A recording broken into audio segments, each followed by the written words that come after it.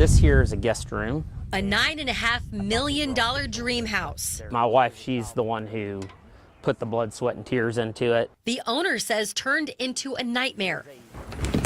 They pulled back the walls, all of the debris, which you can see here, and it was shocking to see that in the house. Brian Cleary says the issues began not long after his family moved into their custom-built South Overland Park home in April 2024. Issues he says eventually led to this. Crazy amount of mold in there. Cleary says within the first few months, they had 4 incidents of water leaking and flooding in different parts of the house. So this was kind of ground zero right here above the kitchen ceiling.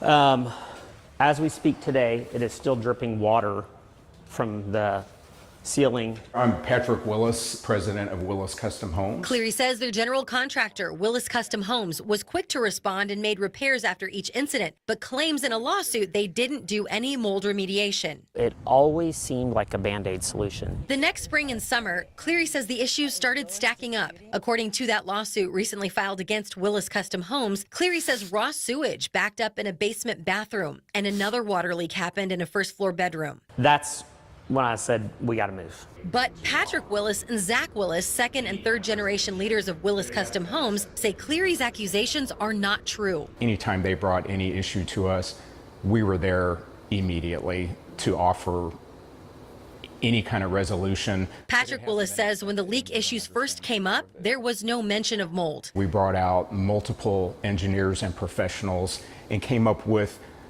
some solutions that would take care of this situation.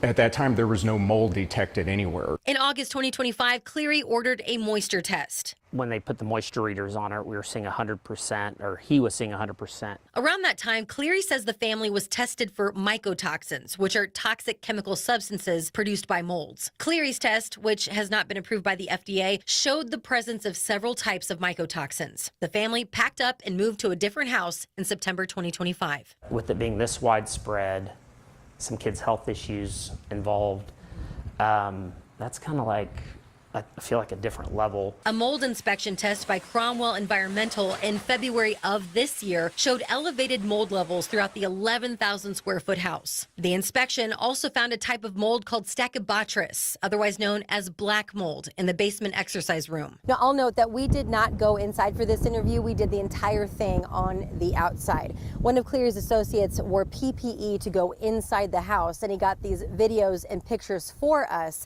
some of which we are using in this story. After the mold inspection and several other inspections, Cleary says the situation came to a head. There's a lot of problems here for a house that's a year and a half old. The lawsuit the Clearys filed in May alleges the home is uninhabitable and that construction was performed, quote, in a defective manner. Therefore, Willis breached its obligations. Willis strongly disputes that. The home is very sound structurally. According to the lawsuit, since moving into the house, the Clearys had, quote, many mold-related symptoms, including but not limited to headaches and migraines, anemia, insomnia, stuffy noses, weakened immune systems, and low energy and lethargy. We do take those allegations seriously, and they provided us very limited information on the medical allegations. Willis says he's ordering inspections of his own now. We haven't seen the results yet. But the end game for the Clearys is a long list. Recoup hundreds of thousands of dollars they say they've spent on medical bills. They want their money back, all $9.5 million.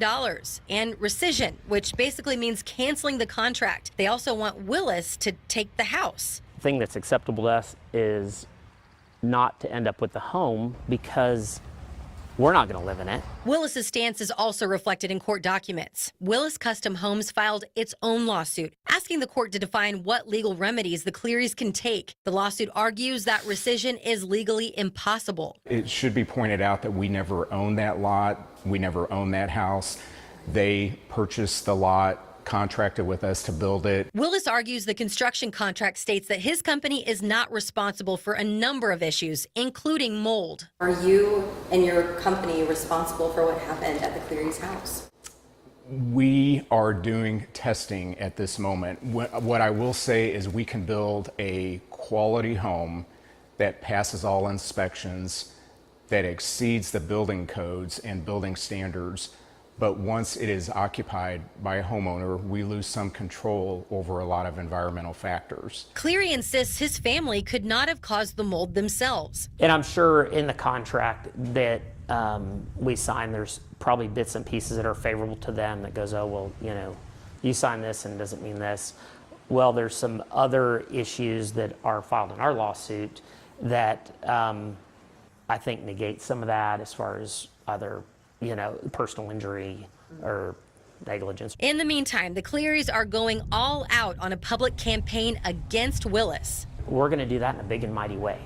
And if whatever happens from that, happens from that. Cleary said he hired people dressed in hazmat suits to stand outside of Willis's other houses on display during the Parade of Homes this spring. They put up dozens of signs, flew airplane banners, launched a website. You just want somebody to just go, you know what?